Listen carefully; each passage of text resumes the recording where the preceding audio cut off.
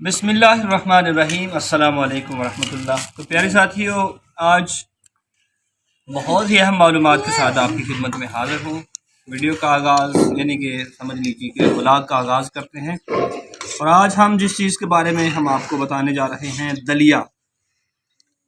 दलिया एक बहुत अहम और अच्छी ग़िज़ा है जिसको हुज़ूर अकरम सल्लल्लाहु अलैहि वसल्लम के दौर में भी खाया जाता था। ख़ास तौर पर जो छोटे बच्चे हैं वो बड़े ही शौक़ से इसको खाते हैं। दलिया जो है सेहत के लिए बहुत मुफीद ग़िज़ा है, जिसके अंदर कनक और उसके साथ साथ दूध डाला जाता है, चीनी डाली जाती है, उसके अंदर बादाम वगैरह गिरी मेवे डाले जाते हैं और ये घर में बड़ी ही आसानी के साथ बनाया जाता है, जिसको बनाकर खाया जाता है। दलिया जो है जो मैदे के मरीज़ हैं अगर खाते हैं, इस्तेमाल करते हैं तो उनके लिए बहुत अच्छा है। उनका जो मैदा है वो दुरुस्त हो सकता है और बहुत सारी बीमारियों से बचा जा सकता है। दलिया एक ऐसी खुराक है, ऐसी ग़िज़ा है कि जिससे जिस्म के अंदर क़ुव्वत आती है, जिसके अंदर जिससे जिस्म की कमज़ोरी दूर हो जाती है।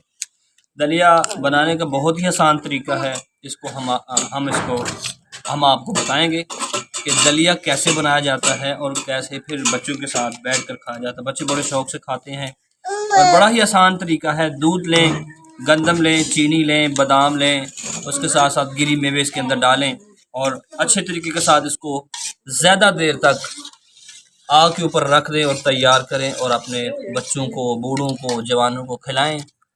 कम से कम महीने के अंदर 1-2 दफ़ा ये ग़िज़ा जो है खानी चाहिए, फिर इसके खाने से इंशाअल्लाह आपकी बहुत सारी बीमारियाँ उससे बचा जा सकता है।